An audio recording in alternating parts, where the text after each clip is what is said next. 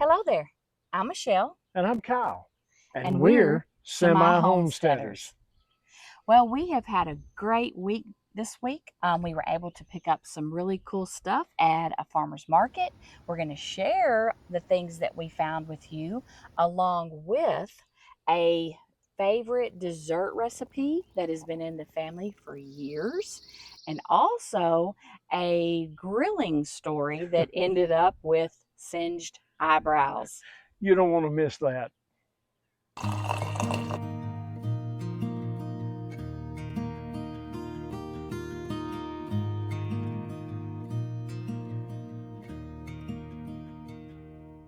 We just love going to farmers markets, and we're fortunate in our area. We have quite a few that we can pick from and take turns going to. It's so cool to be able to go to the farmers markets and actually talk to the farmers who are growing the fruits, growing the vegetables, or they has the chickens that you get your eggs from, because you can ask them all kinds of questions. You can ask them, how they plant it, how they grow it, what do they use for fertilizer, all those good questions that you need to know, because you need to know what's going into your body. You can't really do that at a grocery store. So take advantage of that.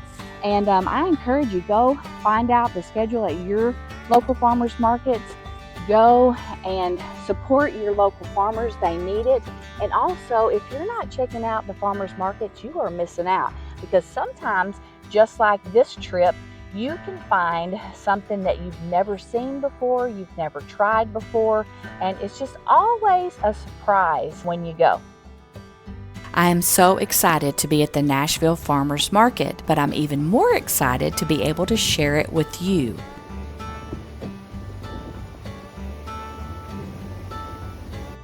The highlight of my day was to be able to meet this lady right here. She makes these towels by hand. They're made with Turkish cotton, and as you can see, they are absolutely beautiful. I was able to purchase a couple of them, and probably will be visiting her online store, but we just loved watching her make them. And this is why you should check out farmers markets, because you're going to find amazing stuff like that.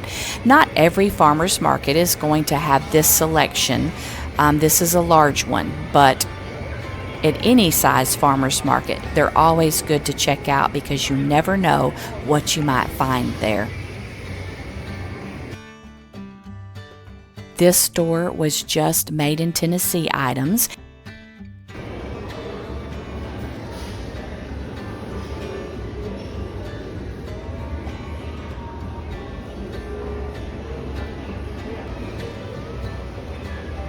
And for those of you that don't know, the moon pies that you're about to see here, moon pies originated in Tennessee. They're made in Chattanooga, close to where we used to live, but that is awesome. If you've never experienced a moon pie and an RC Cola, please do that.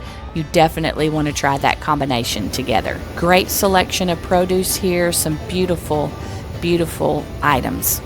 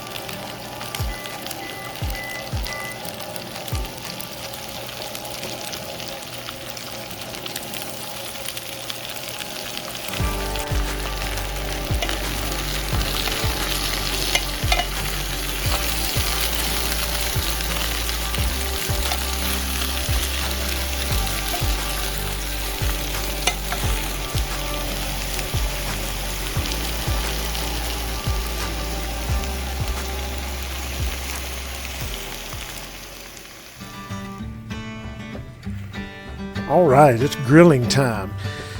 This is my sad little grill I've had for a long time. You can get one just like it on Amazon for little or nothing. My wife has tried to get me one of these before, but I really don't care about it. I just like a nice, simple little charcoal grill. Love that charcoal flavor. Now, my brother-in-law actually has one of these, and I do have to say it is pretty awesome. He's made some really good stuff on there. You can cook a lot of stuff at once.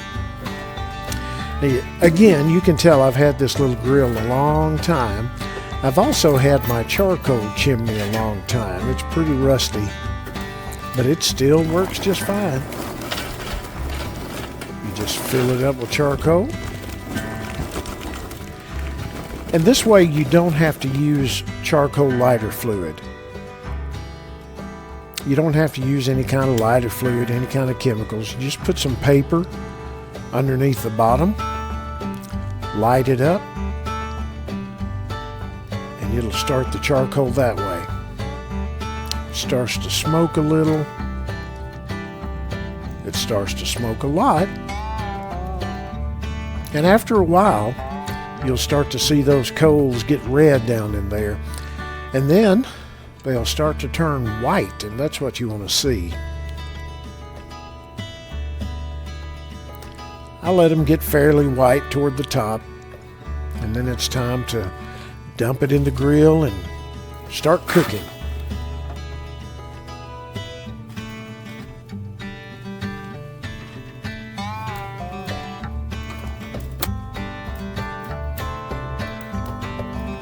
Love that sizzle.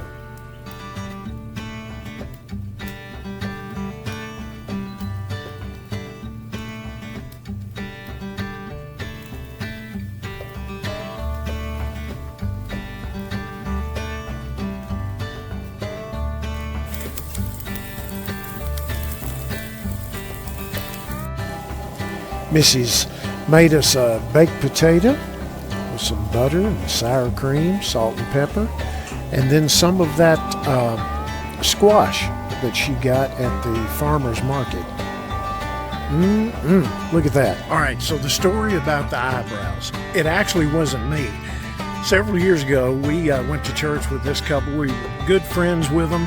They invited us over one evening for dinner.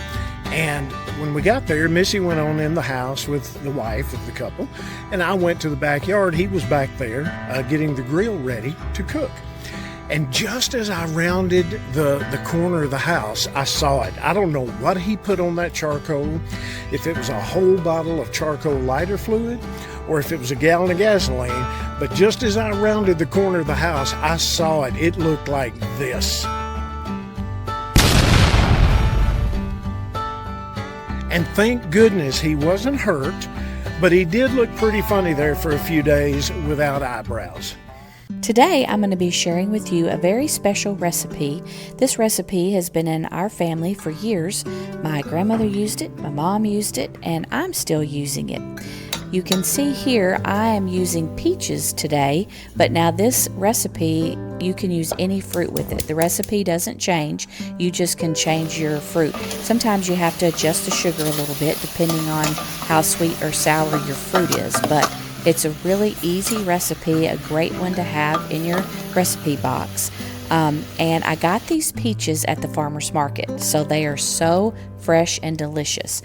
This comes together really easy. As you can see, it's just kind of like a mix and dump, and then you're going to put it in this oven and let it bake, and voila, it turns out beautiful. Look at those bubbles. Oh my goodness, that right there is just makes me happy. I love whenever you have recipes that you do and it just brings back so many good memories. I can remember my mom making this. I can remember my grandmother making it. And boy, my grandmother, she was proud of it. She shared it with everyone. And right here, I'm kind of probably, some people would say I'm cheating a little bit because this is my ice cream maker. I love it though because, you know, you plug it in, you don't have to have rock salt. You just mix up your ice cream, whatever your perfect flavor for you is. We're just doing plain vanilla because, believe it or not, that's what Kyle likes. Out of all of Baskin-Robbins flavors, he always picks vanilla. So that's what we're doing, a homemade vanilla to go on top of that beautiful peach cobbler.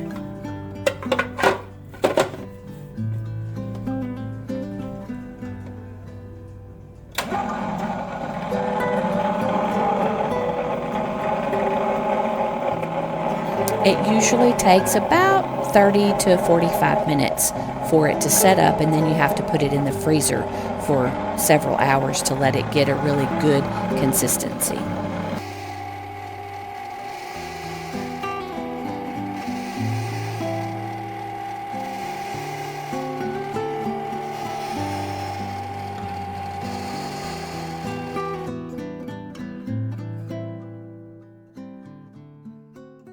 Well, thank you so much for spending time with us today.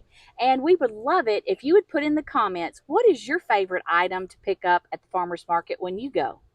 Yeah, and do you have a crazy grilling story?